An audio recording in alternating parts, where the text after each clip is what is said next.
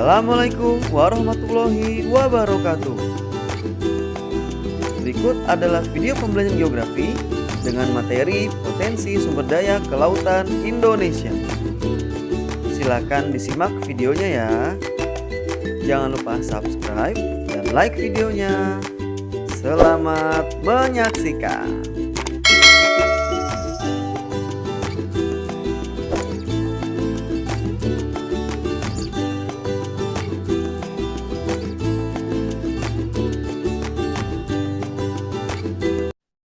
Bismillahirrahmanirrahim. Assalamualaikum warahmatullahi wabarakatuh.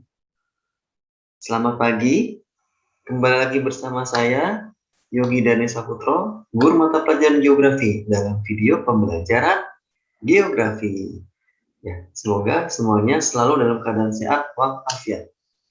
Ya, pada video pembelajaran kali ini masih ada kaitannya atau masih berada di ruang lingkup materi posisi strategis Indonesia sebagai poros maritim dunia. Konsen kita pada hari ini, materi yang akan kita pelajari pada hari ini adalah membahas tentang potensi sumber daya kelautan Indonesia. Oke, silakan disimak baik-baik dari awal sampai akhir. Ya,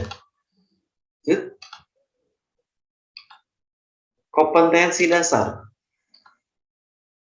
Kompetensi dasar dari materi kali ini masih sama seperti kemarin, yaitu 3.1 tentang memahami kondisi wilayah dan posisi strategis Indonesia sebagai poros maritim dunia. Dan potensi kelautannya, indikator dari kompetensi dasar ini pertama, menganalisis potensi dan pengelolaan sumber daya laut di Indonesia. Lalu yang kedua, indikatornya adalah menganalisis kondisi wilayah dan posisi strategis Indonesia sebagai poros maritim dunia. Jadi akan kita pelajari di sini tentang potensi sumber daya laut dan bagaimana kondisi wilayah Indonesia sebagai posisi strategis poros maritim dunia. Oke, itu adalah KD1, KT3.1 atau kompetensi dasar pengetahuan. Lanjut ke kompetensi dasar keterampilan. Menyajikan contoh hasil penalaran tentang posisi strategis wilayah Indonesia sebagai poros maritim dunia dalam bentuk peta, tabel, dan atau grafik. Indikator dari kompetensi dasar keterampilannya yaitu menyusun sebuah hasil penalaran tentang posisi strategis wilayah Indonesia sebagai poros maritim dunia dalam bentuk peta, tabel, dan atau grafik. Oke, next slide. Lanjutkan.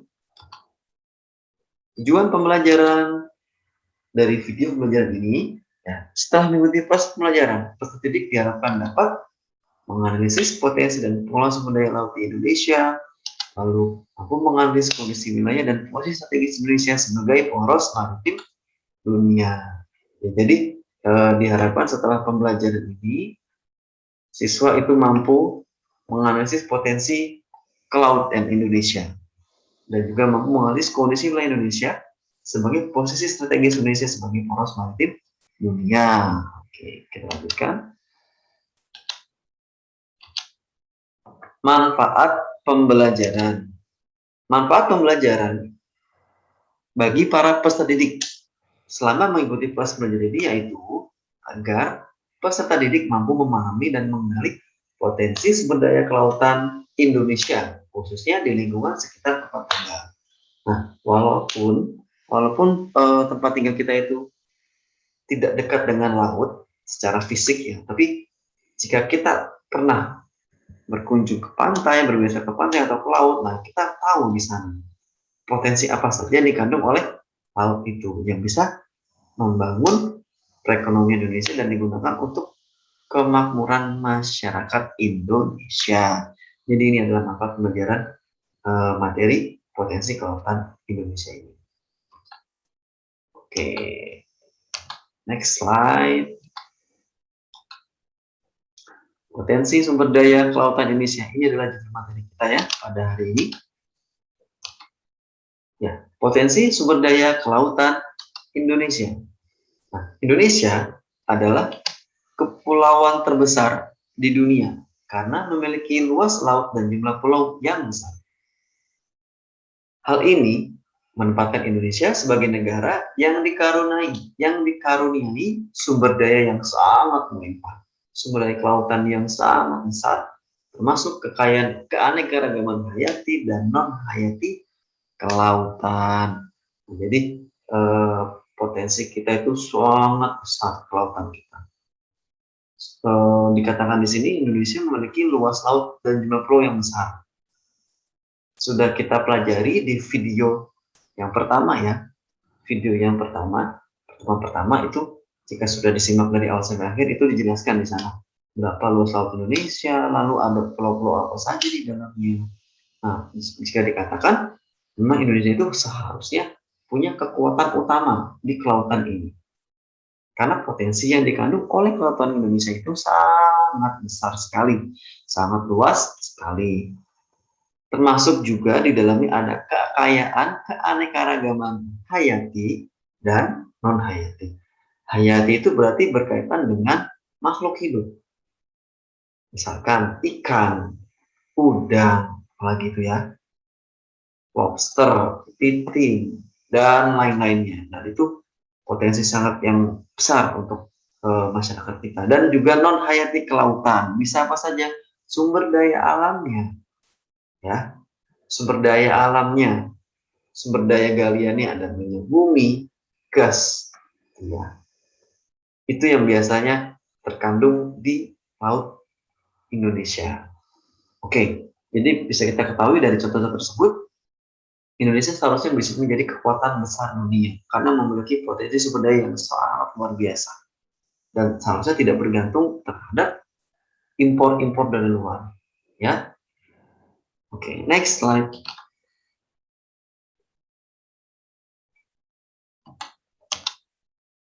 Oke, kita sampai di link absensi dulu. Sebelum kita lanjutkan materi, seperti biasa, ini adalah link absensi kalian.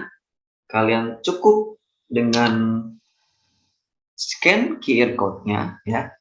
Seperti minggu sebelumnya, seperti di video pembelajaran sebelumnya, kalian cukup scan QR code-nya, lalu nanti akan terhubung dengan link absennya. Langsung kalian absen itu. Ya, oke. Next slide. Ya. Ini adalah macam-macam potensi dari kelautan Indonesia kita. Yang pertama ada sumber daya perikanan, ada energi kelautan, ada migas atau minyak dan gas bumi, ada wisata bahari, ada transportasi, dan juga ada industri maritim. Nah, sekarang kita bahas satu persatu. Macam-macam potensi kelautan di negara kita. Check it out. Sumber daya perikanan. Oh, lihat itu gambarnya ya. Kegiatan para nelayan yang sedang menangkap ikan menggunakan pancingan-pancingan, bisa juga dengan jaring.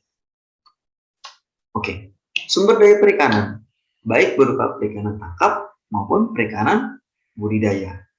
Perikanan tangkap adalah semua aktivitas yang mencakup penangkapan sejumlah spesies ikan pada perairan yang tidak dibudidayakan. Jadi maksudnya, perikanan tangkap itu adalah aktivitas para masyarakat atau nelayan yang menangkap sejumlah spesies ikan, di mana ikan itu memang sudah ada di laut dan tidak dibudidayakan oleh masyarakat, gitu ya. Jadi ini di laut lepas. Nah, itu. Selanjutnya ada budidaya perikanan. Budidaya perikanan adalah usaha pemeliharaan dan perkembangbiakan ikan atau organisme air lainnya. Dua kelompok perikanan laut ini adalah kelompok ikan pelagis atau hidup pada permukaan laut dan kelompok ikan demersal atau ikan yang hidup di dasar laut. Nah, jadi budidaya perikanan ini bagaimana membudidayakan ikan, ya, dari bibitnya, diberi pakan, dikembangbiakan, dan nanti pada waktunya jika sudah besar akan dipanen dan akan dimanfaatkan. Nah, untuk budidaya perikanan ini ada dua macam kelompok perikanan laut ya, yang dibudidayakan.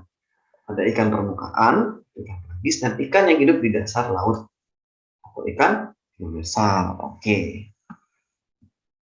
Itulah tentang potensi kelautan sumber daya perikanan.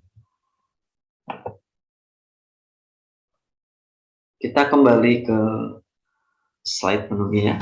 Sekarang potensi yang kedua, energi kelautan. Ya, gambar apa ini? Ayo, apa ada yang tahu? Ini adalah alat pembangkit tenaga listrik.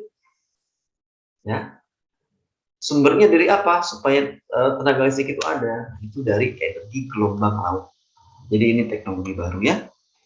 Apalagi kita itu punya pantai yang sangat panjang, ya, laut yang luas, pasti bisa dikatakan energi kelautan bisa dimanfaatkan untuk membangkit tenaga listrik. Oke, kita bahas satu persatu. Energi kelautan terdiri dari yang pertama energi gelombang laut atau wave energy, yaitu energi yang dihasilkan dari pergerakan gelombang laut menuju daratan dan sebaliknya. Oke, jadi energi gelombang laut itu memang energi yang dihasilkan dari gelombang laut ya, pergerakan air laut dari daratan ataupun sebaliknya. Selanjutnya yang kedua ada energi pasang surut. Adalah energi yang dihasilkan dari pergerakan air laut karena perbedaan pasang surut. Jadi energi ini karena ada perbedaan pasang surut, nah ini bisa digunakan untuk pembangkit tenaga listrik juga. Lalu selanjutnya ada energi panas laut. Energi panas laut atau Ocean Thermal Energy Conversion adalah energi yang dihasilkan dari perbedaan temperatur antara permukaan yang hangat dengan air laut dalam yang dingin tanpa menghasilkan gas rumah kaca atau limbah lainnya. Nah, jadi memang dikatakan energi panas laut, ya maksudnya adalah energi ini dihasilkan dari perbedaan suhu udara antara permukaan air, antara suhu permukaan air yang hangat dengan air laut dalam yang dingin. Nah, karena ada perbedaan temperatur udara di sini antara permukaan air dan dasar laut, di sini bisa digunakan sebagai pembangkit tenaga listrik juga. Ya, jadi memang dikatakan potensi kita itu untuk sumber energi kelautan sangat besar. Tinggal bagaimana kita bisa memanfaatkan semaksimal untuk kebutuhan masyarakat. Oke, kita kembali ke slide menu tadi.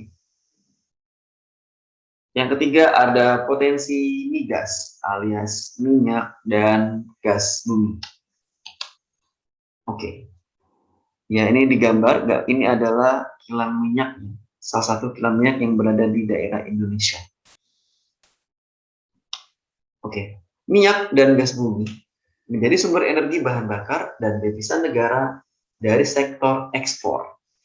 Kawasan potensial migas ini juga mengandung barang tambang dan mineral seperti emas, perak, timah, biji besi, dan mineral gas. Ya, dijelaskan di sini, memang minyak dan gas bumi itu banyak terdapat di dasar laut. Apalagi dengan luas laut Indonesia, seharusnya ada ditemukan banyak sekali cadangan-cadangan minyak dan gas bumi. Nah, fungsinya apa sih minyak dan gas bumi ini? Bisa sebagai sumber bahan bakar. Jelas sekali minyak bumi itu untuk bahan bakar kendaraan darat, laut, udara. Gas bumi bisa untuk keperluan rumah tangga, bisa untuk kendaraan juga bisa. Ada bajai BB gitu ya.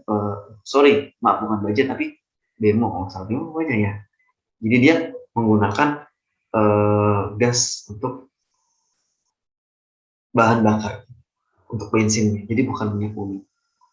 Ya, dan ini juga bisa selain bisa digunakan untuk kepentingan masyarakat, bisa digunakan untuk devisa negara. Jadi negara mencari untung dengan cara menjual ke negara lain atau dikatakan dengan ekspor. Tapi sekarang ini kebanyakan sih negara yang justru mengimpor BBM dari luar negeri untuk mencukupi kebutuhan minyak dan gas di Indonesia. Oke. Jadi bisa dikatakan potensi kelautannya sangat besar dan tidak cuma ada minyak dan gas bumi, tapi juga mengandung barang tambang lain seperti mineral emas, perak, timah, biji besi, dan mineral berat lainnya. Oke, kita kembali ke slide menu.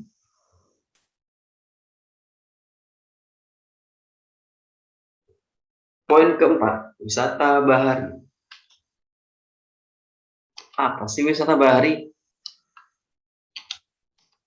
Ya, wisata bahari itu mencakup kegiatan rekreasi perahu marina, kapal pesiar, olahraga air, wisata satwa liar, sejarah maritim, pendidikan, dan terkait dengan komponen berbasis tanah seperti hotel, resort, dan restoran. Nah, wisata bahari itu berarti wisata atau kegiatan hiburan ya, atau wisata yang dilakukan di sekitar laut. Bisa itu pantai, bisa itu kepulauan.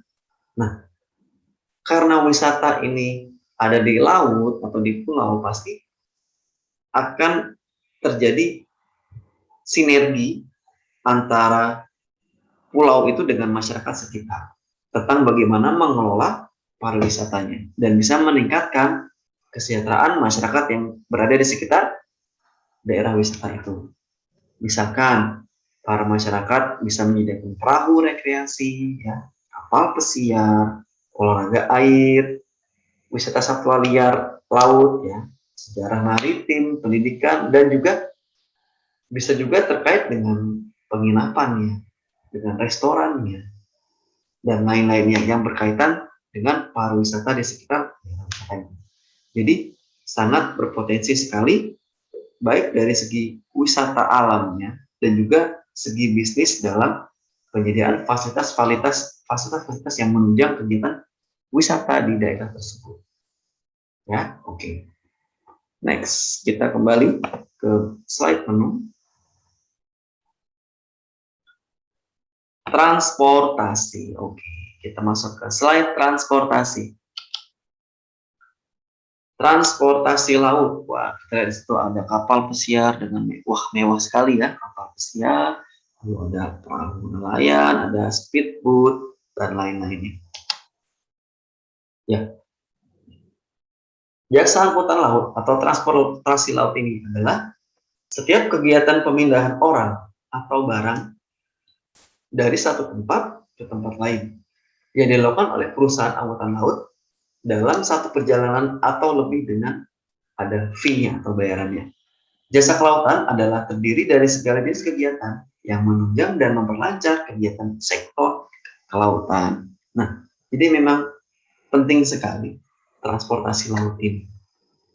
Dan ini jika dikembangkan juga bisa bermanfaat untuk meningkatkan kesejahteraan masyarakat.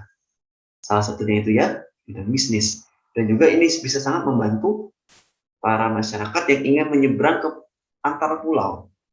Ya, jika ingin membawa kendaraan sendiri dari rumah, nyebrang antar pulau, misalkan dari Bakauheni ke Merak ataupun Merak ke Bakauheni, itu kan menggunakan kapal feri biasanya, atau kapal penumpang itu.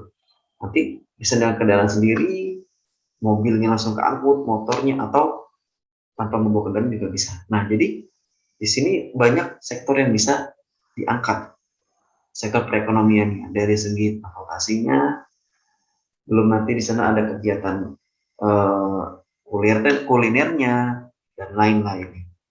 Nah, jadi jasa kelautan juga penting untuk menunjang segala kegiatan masyarakat di berbagai sektor. Oke. Kita kembali ke slide menu. Lanjut ke industri maritim. Ya, industri maritim. Bisa kita lihat di gambar ini, ya, ini seperti pelabuhan, bongkar muat barang, dan sini ada kapal yang berfungsi untuk mengangkut kontainer-kontainer besar. Isinya itu adalah barang-barang logistik atau barang-barang jual dan lain-lainnya dari negara lain masuk ke negara kita ataupun sebaliknya dari negara kita menjual ke negara lain. Ya, industri maritim terdiri dari perusahaan yang kegiatannya menyediakan produk dan layanan yang terkait dengan sektor maritim yang inovatif, seperti desain kapal, konstruksi kapal, perdagangan kapal, pengoperasian kapal, dan lain sebagainya. Ya, jadi memang industri maritim ini sangat berpotensi di negara kita. Karena pantainya panjang, harusnya banyak pelabuhan dan kegiatan perdagangan itu harusnya berkembang pesat di daerah-daerah dekat dengan pelabuhan.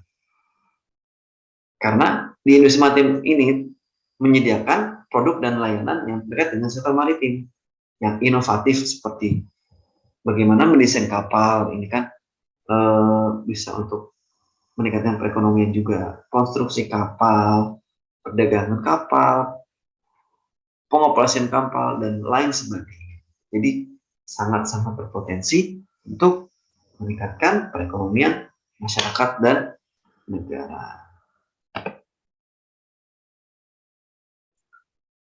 Oke, ya itulah di antaranya macam-macam dari potensi kelautan di Indonesia. Oke, kita next slide. Nah, pengelolaan sumber daya kelautan Indonesia. Sebelumnya kita membahas tentang potensi kelautan negara kita. Nah, sekarang bagaimana kita mengelola sumber daya yang sangat besar tadi supaya sesuai dengan harapan, visi misi, dan bisa meningkatkan kemakmuran masyarakat Indonesia. Oke. Kita lihat bagian pengelolaannya. 1. Sumber daya perikanan Indonesia dikelola dengan menjaga keseimbangan produksi dan kelestarian sumber daya. Nah, jadi dalam membudidayakan atau dalam mengeksploitasi sumber daya perikanan di laut Indonesia itu harus dilihat balance-nya. Tidak dieksploitasi ikan yang kecil-kecil yang masih bibit-bibit. Harusnya yang diambil itu, yang dipanen itu adalah ikan yang besar. Kalau yang kecil-kecil semua diambil, yang besar diambil, ya sudah tidak ada regenerasi ikan yang bisa mengakibatkan kepunahan ikan-ikan yang biasa dikonsumsi oleh manusia dengan jangka waktu beberapa tahun yang akan datang. Nah, berikutnya diperlukan sosialisasi mengenai energi kelautan Indonesia untuk memenuhi kebutuhan listrik di masa mendatang. Nah, kebutuhan listrik ini memang sangat penting, vital sekali. Kita pernah merasakan pada saat itu ada kerusakan di gardu listrik atau pembangkit listrik ya di daerah Jakarta. Jadi ada pemadaman bergilir di Jawa Bali. Dan itu mati lampu bisa beberapa hari dan itu sangat terasa sekali. Sinyal mati, lampu mati, dan air mati dan lain-lain. Jadi kebutuhan listrik itu sangat penting. Dan masih banyak yang perlu dilakukan untuk bisa menghadirkan energi listrik yang ramah lingkungan. Salah satunya adalah energi alternatif kelautan ini. Jadi perlu ada sosialisasi dari pemerintah, khususnya atau yang para ahli ya, terjun langsung ke masyarakat, menjelaskan bagaimana potensi energi kelautan ini dan bisa dimanfaatkan untuk pembangkit listrik di kebutuhan di masa yang akan datang. Jadi tidak bergantung lagi kepada BBM dan lain-lainnya. Seperti itu. Next, industri minyak bumi. Industri ini sudah berlangsung sejak lama sehingga produksinya semakin menurun. Produksi gas bumi Indonesia relatif meningkat sejak tahun 1970-an dan cenderung stagnan pada saat ini. Nah, memang bisa dikatakan ya, minyak bumi ini adalah barang tambang yang tidak bisa diperbarui atau bisa diperbarui tapi waktunya sangat lama, membutuhkan jutaan tahun, puluhan tahun, ratusan tahun. Tidak mungkin ya. Jadi dikatakan minyak bumi itu jumlahnya terus menurun drastis. Kenapa? Karena pemakaiannya semakin banyak, ya, warga kita semakin banyak, kebutuhan kendaraan semakin banyak. Oleh karena itu perlu ada jalan keluar atau mencari energi alternatif. Solusinya adalah energi alternatif. Salah satunya adalah dengan memanfaatkan energi kelautan ini tadi sebagai pembangkit tenaga listrik dan tidak terus-terusan bergantung kepada minyak bumi. Pengelolaan wisata bahari perlu memperhatikan komponen produk dalam industri pariwisata. Ketiga komponen produk adalah akses menuju daerah dan atraksi wisata di daerah tujuan wisata. Nah, jadi dalam pengelolaan wisata bahari itu perlu dikembangkan lagi, diperhatikan lagi bagaimana aksesnya, karena ini utama. Orang kalau jalanannya susah, aksesnya susah, jalannya rusak, becek, belok dan lain-lainnya, nah itu bisa membahayakan para wisatawan. Oleh karena itu menjadi perhatian pemerintah setempat dan pemerintah pusat untuk mengembangkan pariwisata khususnya. Pertama itu aksesnya dulu yang dibenahi. Itu, dan juga bagaimana atraksi. Nah, ini atraksi ini juga menjadi daya tarik juga. Seperti di Bali itu ada atraksi-atraksi budaya, adat. Nah, itu bisa menarik wisatawan selain dari wisata fisik atau alamnya saja.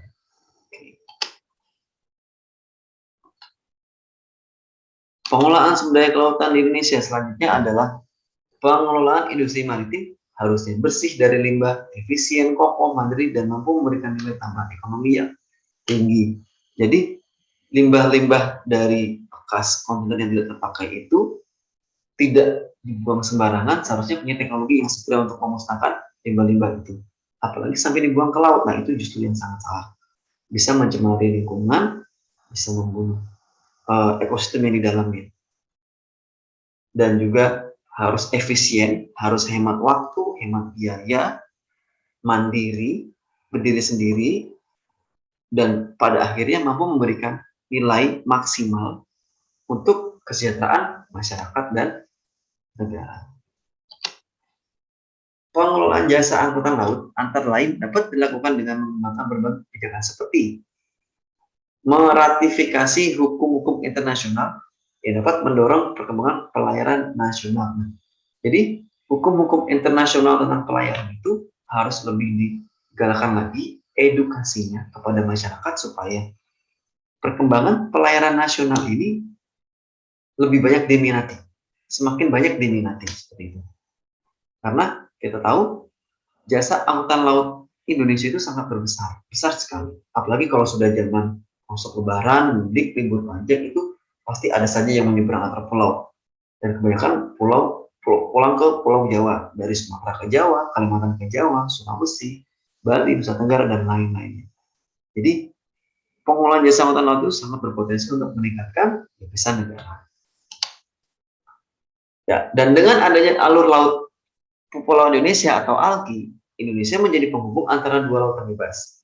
ALKI hendaknya dikelola di bawah sistem pengawasan efektif dan efisien untuk kepentingan pertahanan dan keamanan nasional. Ya, benar. Jadi Indonesia ini memang secara posisi sangat strategis.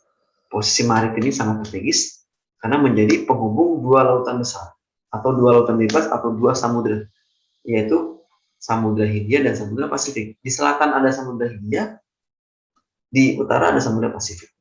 Jadi seharusnya Indonesia itu jika dikelola ALKI ini atau alur laut Pulau Indonesia ini jika dikelola ini bisa mendatangkan potensi ekonomi yang sangat besar untuk Indonesia dan memang harus diawasi, harus ketat demi kepentingan pertahanan dan keamanan nasional. Jangan sampai negara lain atau wilayah lain mencuri ikan dari Indonesia atau mengklaim suatu pulau itu adalah pulau Indonesia. Jangan sampai seperti itu. Ya, oke. Dan kita lihat di gambar ini, ya, ini gambar laut Indonesia, gambar sumber daya yang ada di dalamnya, sangat indah sekali, sangat luar biasa sekali potensinya jika dimanfaatkan.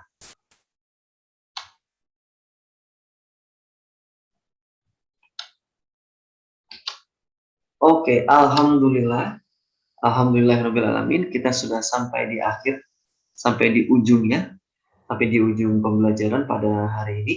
Terima kasih sudah menyaksikan dari awal sampai akhir. Semoga bermanfaat dan Bapak harap video-video sebelumnya juga terus ditonton, apalagi untuk persiapan ulangan di minggu-minggu selanjutnya. Oke, dan tugas untuk hari ini langsung akan Bapak kirim ke GCR masing-masing, GCR kelas masing-masing ya. Oke, terima kasih sudah menyaksikan. Selalu sehat, jaga kesehatan, selalu semangat belajarnya. Kalian adalah generasi milenial, generasi muda, generasi penerus kami. Jadi Bapak harap semuanya terus genjot lagi belajarnya. Kerjakan lagi tugas ya. Oke, terima kasih. Sampai jumpa. Assalamualaikum warahmatullahi wabarakatuh. Sampai jumpa di pembelajaran berikutnya. Assalamualaikum warahmatullahi wabarakatuh.